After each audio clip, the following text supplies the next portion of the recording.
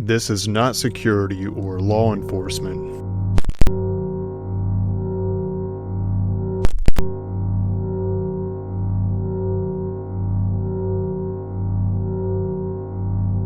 This is a murderer caught on surveillance footage, and this is one of the strangest ones I've ever covered. This person has never been caught.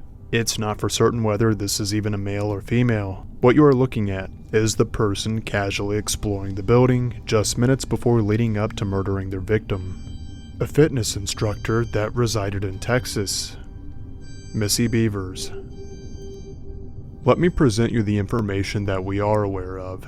I'll share all of the footage with you that we have access to in order to see what you think, because there are some odd details tied to this case that appear as damning evidence that turn out to be ironic. This is a church located in Midlothian, Texas, where Missy Bevers was driving to and would arrive to around 4 in the morning. She was showing up early to prepare for a fitness class that she was teaching.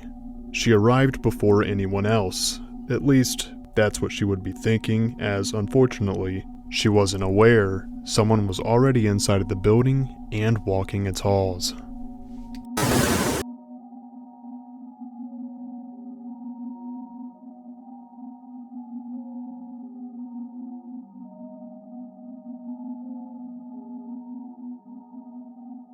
Let's put some details together. It's noted that the person broke into the church around 3 in the morning. In addition to this, they were curious of their surroundings, but by no means in any rush. They went through things, but the idea of them being there to steal things doesn't seem to be priority based off their behavior. Nobody has a concrete answer if this person was there for Missy Bevers that morning or not. Some speculation is that this person was a burglar or delusional, and Missy startled them. Throughout the morning, it had been raining on and off. Now, the perpetrator had made their way to Missy's training room the same time that she did. Whether or not this was intentional remains unknown. Missy's class arrives around 5 in the morning, where they would find her unresponsive and the killer gone. Missy was murdered by blunt force, most notably by an object used on her head.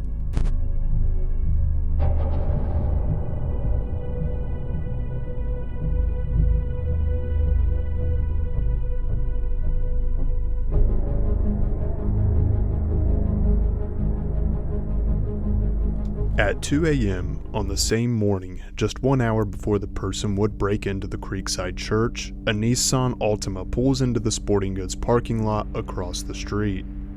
This could just be a coincidence, or it could be related. Whether it's the perpetrator or someone they know possibly scouting the area. Here are some things to notice. Upon entering the parking lot, the Altima turns its headlights off. This has been pointed out by others as strange, as they haven't even parked yet.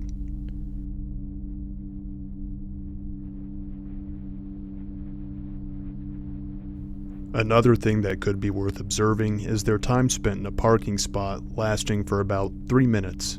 This could be unrelated, or they could be watching. On the Altima's way out, pay attention. The headlights are back on. However, they stop for some reason. They turn their headlights off while sitting, then they turn them back on and continue driving out of the parking lot. These activities can be seen as strange, especially considering how close it is to the timing. The Altima was there for about a total of 8 minutes, entering the parking lot at 1:58 in the morning and exiting around 2:06. Police have labeled this a vehicle of interest.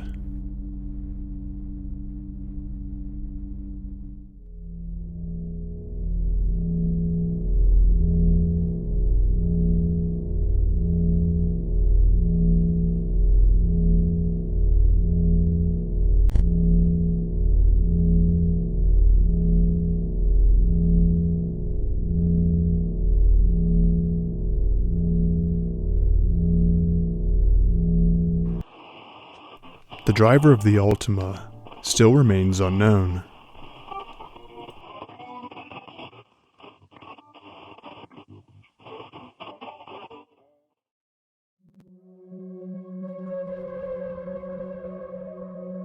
Missy Bevers' husband was questioned on his whereabouts during the investigation. He was out of state on a fishing trip When questioned about the relationship between him and his wife, he told the investigators that they got along without an issue. However, as investigators looked further, this was not the case.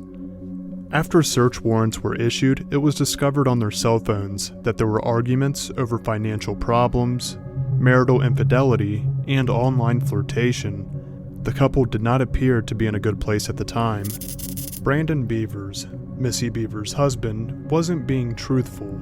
However, let's take a look into something very strange. 4 days after Missy's murder, her father-in-law took a bloody t-shirt into a dry cleaning store. A person working the dry cleaner that day was aware of the case and called the police. The father-in-law had explained the blood had come from an animal.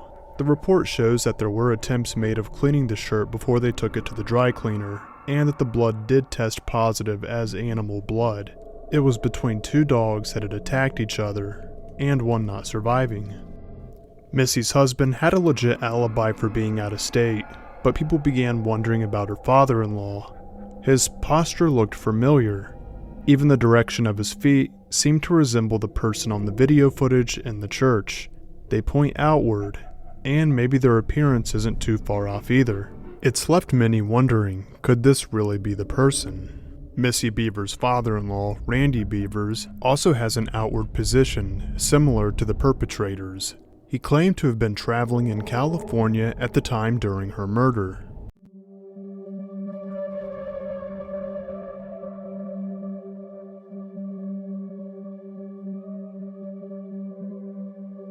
Police informed the public the uniform the perpetrator is seen wearing in this video is not an authentic uniform. It's not police or SWAT, even though the uniform indicates both. They say although it does appear some things could be from a costume, some of the gear does look like it would have been hard to get a hold of by a citizen not in the field. It's also stated that whoever this person is chose to layer up with extra clothing. Unfortunately, the camera system on the outside of the church on this night was not functional. This person also could have been inebriated during the break-in. The way that they walk seems to be off at times, and this mention is said to be separate from whatever condition it is that they may have from their feet being pointed outwards. An example will be seen when you can partially see them on screen busting glass with a hammer. Midlothian police has decided not to show the footage in full. The only footage available to the public is around 2 minutes. Footage of Missy Bevers is caught on the surveillance cameras entering the halls at 4:18 in the morning. The footage we see of the perpetrator is just shy of a few minutes before they would make contact with her. A couple minutes after 5 a.m., Missy's first class member arrives to finding her on the floor and the perpetrator gone. Medical examination details multiple puncture wounds on her head and chest consistent of what appears to be as seen as the hammer in the footage. Although the police did not confirm this, the hammer along with other tools were found nearby. Missy updated her public Facebook account for her gladiator bootcamp workouts, and on the day before class, it was shared that the class would be held inside the church due to the incoming weather. It is worth sharing in addition that Missy received creepy messages just days before her murder on her LinkedIn account, although the details of the messages have not been revealed. This also could be coincidence.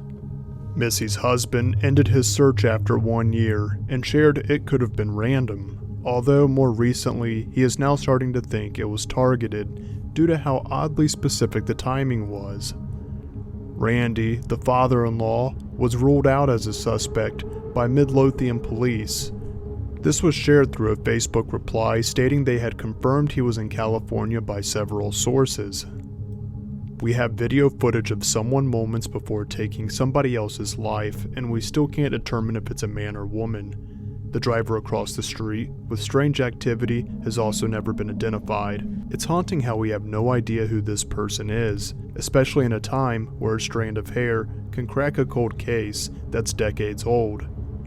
Please like this video if you enjoyed it to support it and giving my channel visibility. Can you tell if this is a man or woman? Do you think it was by chance, or do you think this was planned?